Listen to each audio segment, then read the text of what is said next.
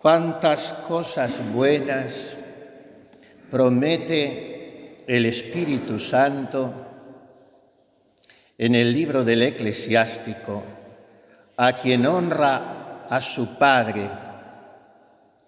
Lo primero que consigue es el negocio más interesante de la vida, expiar los pecados, de lo que tampoco se habla hoy, ni aún en los púlpitos. Todo consistiría en ser buenas personas, porque todas las religiones valen lo mismo y al final todos van a la casa del Padre. Sí. ¿Y el infierno qué? ¿Y la condenación eterna qué? ¿Y las 72 veces que nos avisa de eso nuestro Señor Jesucristo en el Evangelio qué? Y el hecho de mostrarlo la Virgen Santísima en Fátima a 3 niños pequeñuelos, ¿qué? ¡Ay, el infierno! ¿Cuántas almas van allí por no haber quien ruegue y se sacrifique por ellos? Dice María. Pues bien, para no ir al infierno hay que no pecar. Pero como del pecado nadie está libre del todo, solo la Virgen, hay que expiar el pecado. Y aún así nos queda el reato, la pena, y por tanto la mayoría irán al purgatorio, y por eso ofrecemos misas por los difuntos y rosarios y limosnas. Pero el que honra a su Padre ya se quita mucho purgatorio aquí en esta vida, porque expía sus pecados, nos dice el libro santo. Y además quien honra a su Padre se alegrará de sus hijos. Hay otra promesa muy consoladora. El que honra a su Padre será escuchado. Es que a mí no me oye Dios. Tú visitas a tu padre anciano, no lo arrinconas en un asilo o te olvidas de él. Entonces no te quejes de que Dios no te escucha. Y quien respeta a su Padre tendrá larga vida. Por tanto, hijo, cuida de tu Padre en su vejez y durante su vida no le causes tristeza. Aunque pierda el juicio, sé indulgente con él y no lo desprecies porque estés tú en pleno vigor. Porque la compasión hacia el Padre no será olvidada, y termina el parágrafo igual que ha empezado, y te servirá para reparar tus pecados. O sea que si veneras aquí a tu Padre y por supuesto a tu Madre, entonces te ahorrarás mucho purgatorio, incluso a lo mejor te libras del infierno. La figura del Padre, el Padre, deriva de la de Dios, que es el único Padre. Pero después hay figuras paternales en este mundo que se le acercan tanto que nos evocan necesariamente al Padre Celestial. Pensemos en San José bendito, el más padre de todos los padres del mundo, aunque no fuese padre biológico. Pensemos en esos hombres venerables, ejemplares, que nos han servido, aunque no fuesen nuestro Padre, de maestros, de modelos. Y por tanto, hermanos queridos, ¿cómo no pensar hoy, cuando se cumple el primer aniversario de su fallecimiento, en ese que fue Padre común, Pastor supremo, hombre de corazón entrañable, que empuñando con su mano ya temblorosa el cayado de pastor del rebaño, nos orientaba, nos aseguraba, nos daba firmeza? Todos sabéis que me refiero al querido, inolvidable Benedicto XVI. Un año hoy de su muerte preciosa, sellando sus labios trémulos de ancianito de casi 96 años, en la madrugada del último día de 2022, con estas 3 palabras tan sencillas, tan profundas, las que más nos importa repetir: Jesús, te amo. Así murió. Después tuvo un funeral muy humilde, tanto como lo era él. Muchos pensábamos que muy inferior a lo que le hubiera correspondido a quien fue romano pontífice durante 8 años. Pero Dios permite a veces que en los hombres grandes las humillaciones continúen hasta después de su muerte. Al principio de su pontificado, 1 año y pico después de haberlo comenzado, cuando él tenía ya 79 años, el 26 de agosto de 2006, pensó que era oportuno escribir su testamento.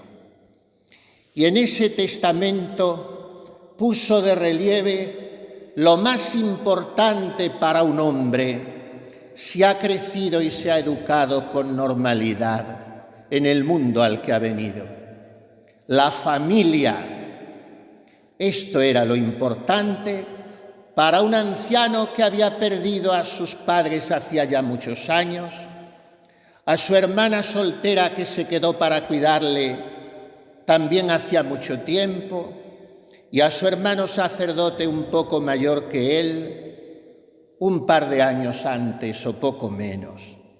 Pero cuando se estaba despidiendo del mundo, era lo que tenía en su corazón: la familia. ¡Qué testamento tan hermoso! Muy breve. Hoy se encuentra todo en Internet, se busca con un clic. Yo les recomiendo su lectura para hacer un poco de examen de conciencia en este día último del año.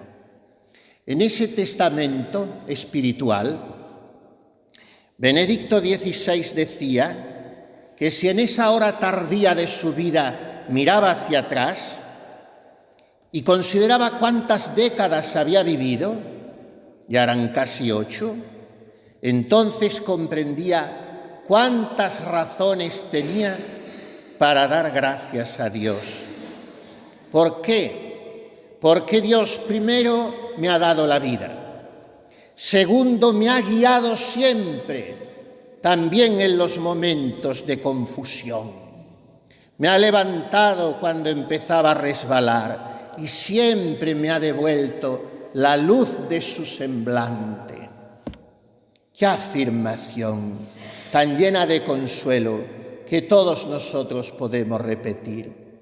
Dios nos ha guiado siempre, nos ha orientado siempre, nos ha levantado, nos ha perdonado, nos ha esperado, nos ha acariciado, nos ha curado siempre. Y cuando la senda era más oscura, estaba allí, como dice el Papa al final.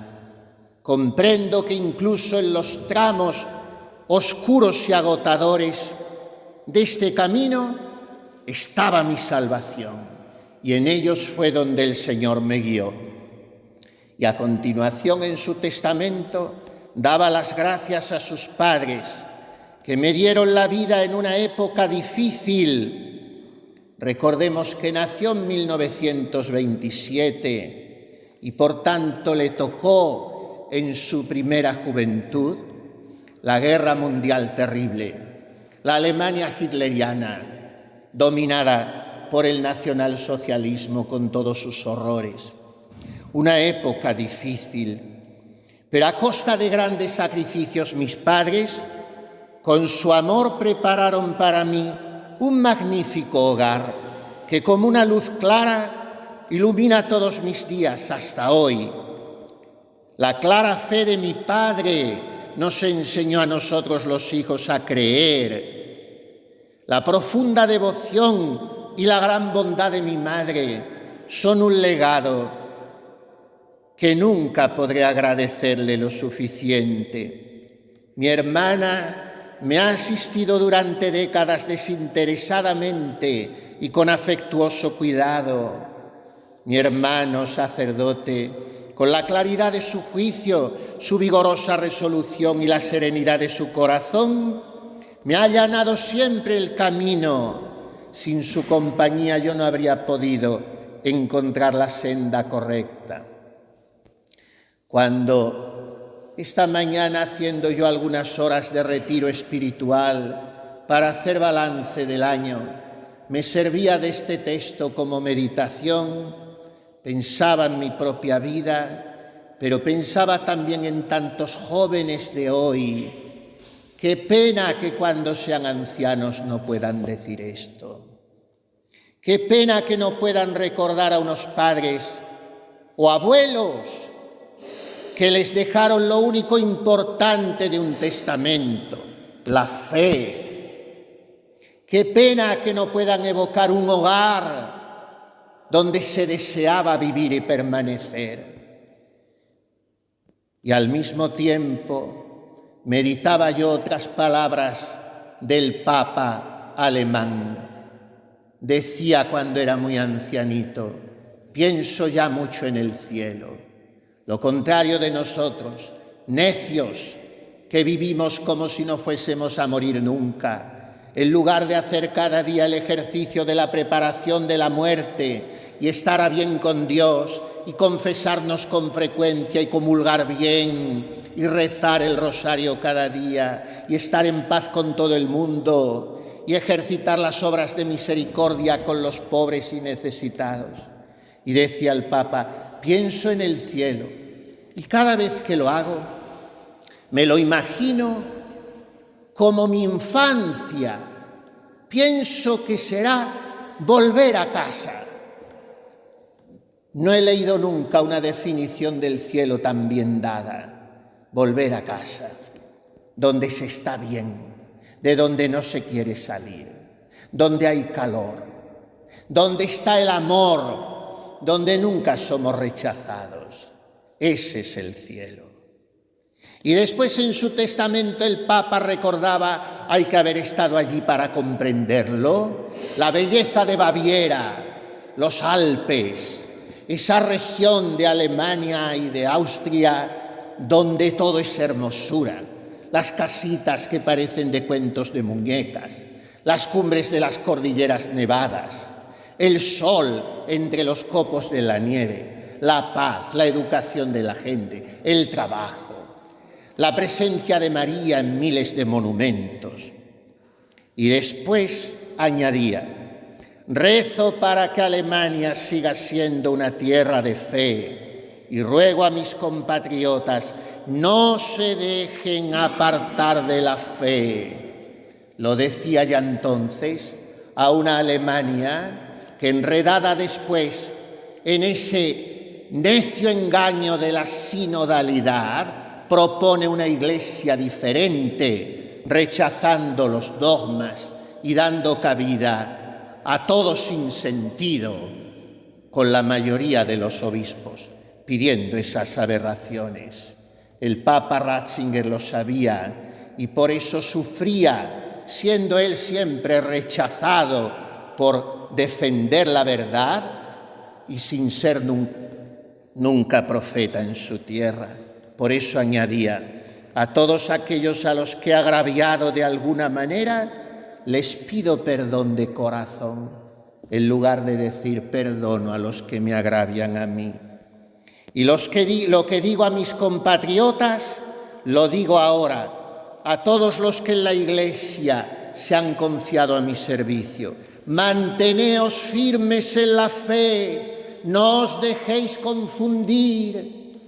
Mirad que yo he visto derribarse la generación liberal, la generación existencialista, la generación marxista, y he visto que lo único que resurge es Jesucristo, el camino, la verdad y la vida. Manteneos firmes en la fe. Al año de la muerte de Benedicto XVI debe resonar el eco de estas palabras suyas tan sabias en una iglesia combatida por Satanás, en una iglesia llena de confusionismo y divisiones, en una iglesia que atraviesa, la barca de Pedro lo ha hecho ya muchas veces, las tempestades y galernas, pero la de hoy es de las más graves. Nunca ha habido una sinrazón tan grande en la Iglesia, muchos de cuyos pastores niegan la doctrina de Jesucristo. Son ya muchas sorpresas las que llevamos en los últimos años. La que hemos recibido en los umbrales de esta Navidad ha sido la más dolorosa de todas. ¿Qué es eso de que se puedan bendecir parejas que viven en pecado mortal que les conducirá al infierno. ¿Qué es eso de bendecir parejas de adúlteros o que puedan acercarse a comulgar, o parejas de sodomitas que viven en un pecado que clama al cielo? Esto no lo puede decir nadie, ni siquiera un dicasterio romano.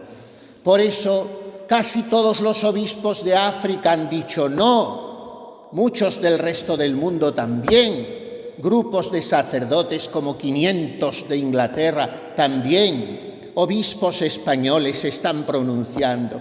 Pero ¿qué es esta división dentro de la Iglesia? ¿Qué es esto de que un cardenal haya tenido que decir, si se hace lo que dice ese documento será un sacrilegio? Y es un cardenal que ha sido él mismo prefecto del dicasterio que ha emanado ese documento y que hace 2 años dijo que eso era pecado mortal. ¿Pero qué está sucediendo en la Iglesia? Parece mentira que el Señor haya dado este permiso a Satanás para que nos zarandee de esta manera. Benedicto XVI lo sabía. Manteneos firmes en la fe. Por eso nos señaló la primacía de la adoración eucarística, la importancia de la misa, comulgar de rodillas y en la boca como han hecho los santos, mantener la misa tradicional en latín de todos los siglos y de todos los santos. La Iglesia no puede existir sin tradición, lo mismo que sin escritura. Pidamos hoy por la Iglesia, al pedir por el alma de nuestro amado Benedicto XVI. Piadosamente creemos que está en el cielo, pero esto no podemos afirmarlo de nadie. Entre tanto, rezamos por él y rezamos por la Iglesia. Somos sus hijos, es nuestra casa. Fuera de ella no hay calor. Dentro hoy hay mucha confusión, pero todo se pondrá en su lugar. La lleva el Espíritu Santo. Está regada por la sangre de los mártires. Jesucristo bendito es su pastor. María su estrella y su madre. Por tanto, las puertas del infierno no prevalecerán contra la Iglesia. Echamos mucho de menos a Benedicto XVI. El Señor suscitará, seguirá suscitando en los siglos pastores que como Él nos señalen la verdad y nos confirmen en la fe. En tanto, nuestra ciencia consiste en saber esperar, orar, hacer penitencia y defender la verdad y oponernos al mal, nos cueste lo que nos cueste, sobre todo a los que somos ministros sagrados y a los que a veces tampoco se nos perdona decir la verdad, pero nos hemos consagrado a Cristo, no al mundo. Somos de Él, que nos avisó, si a mí me han odiado, también os odiarán a vosotros, pero que no haya de avergonzarse de vosotros el Padre Celestial en el día del juicio. Nada más. Perdonen que me he extendido un poco, a pesar de la elegancia espiritual y de la resistencia física que demuestran ustedes, viniendo a la Iglesia en un día tan frío como hoy, a una misa que se sabe que no será corta, primero porque cantan las monjas y no tenemos prisa en la liturgia, porque no ha de tenerse en las cosas de Dios. Terminemos recordando las palabras con las que Benedicto XVI cerraba su testamento. Por último, pido humildemente, recen por mí, para que el Señor, a pesar de todos mis pecados y defectos, me reciba en la morada eterna. A todos los que me han sido confiados van mis oraciones de todo corazón, día tras día. Por tanto, esperamos en que esas oraciones del Papa continúen en el cielo por cada uno de nosotros. Así sea.